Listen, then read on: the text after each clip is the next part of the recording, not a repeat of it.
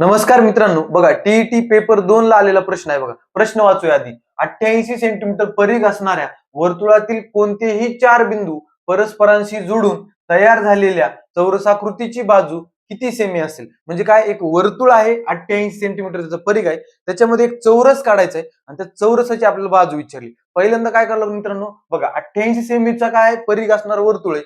वर्तुळ काढण्यासाठी काय लागणार, आपल्याला त्याची त्रिज्या काढावी लागेल. बघा 88 सेंटीमीटर परिघ आहे, परिघावरून त्रिज्या कशी काढायची बघा. परिघाचं सूत्र काय असतं, 2πr. काय असतं, 2πr. बरोबर.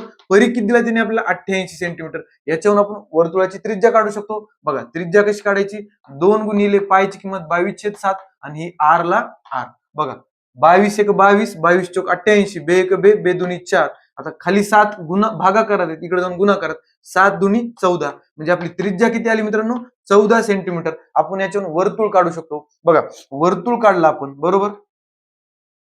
वर्तुळ काढलं, पण हे वर्तुळाचं केंद्र बरोबर, सेंटर. आता काय म्हणतंय, त्याच्यात कोणतेही 4 बिंदू जोडून एक चौरस आकृती काढायची. मग आपण एक चौरस काढूया. बघा चौरस काढला आपण. चौरस कसा काढायचा, ते चारही बाजू कशा असल्या पाहिजेत, सारखे असले पाहिजे. बरोबर, म्हणजे चारही बाजू सारख्या आहेत. बरोबर. आता त्याचं काय काढायचं, आपल्याला चौरसाची बाजू किती दिली, बाजू किती आहे काढायची. बघा त्या त्रिज्येचा उपयोग कसा काढणार आपण. बघा केंद्रापासून हा पॉईंट जोडला, ही पण त्रिज्या आहे. हा पॉईंट जोडला, ही पण त्रिज्या आहे. म्हणजे पूर्ण काय झाला, हा व्यास झाला. त्रिज्या आहे 14ची, त्रिज्या किती आहे, 14 म्हणजे पूर्ण व्यास किती झाला, 28. म्हणजे पूर्ण व्यासाची लांबी किती झाली, 28. आणि मित्रांनो बघा, आता हे सर्कल विसरून जावा, फक्त चौरसामध्ये बघितलं तर हा काय दिसतो तुम्हाला, चौरसाचा कर्ण दिसतो. चौरसाचा कर्ण आलाय म्हणजे आपण बाजू काढू शकतो. कशी, कारण चौरसाचे चारही कोण कसे असतात, 90 डिग्रीचे. म्हणजे आपण पायथागोरसचा थेरम पण वापरू शकतो, पण थेट फॉर्म्युला माहित असतो.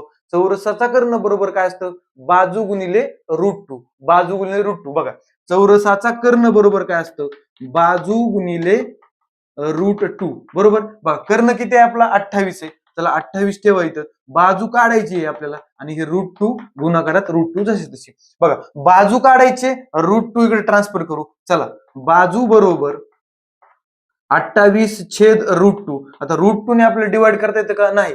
मग √2 ला आपण कॅन्सल आउट कसं करणार, बघा 28 ला मी 14 गुणिले 2 लिहू शकतो का. बघा 28 ला मी 14 गुणिले 2 लिहिलं भागिले √2 जसं तसं. बघा 2 मध्ये काय असते, 2 √2 असते. √2 इंटू √2 काय असतं, 2 असतं. बघा ह्या √2 मधून ह्या 2 मधला एक √2 गेला, राहिला काय, √2. म्हणजे बाजू काय आली मित्रांनो, बाजू आली 14 गुणिले √2. म्हणजे पर्याय क्रमांक 1.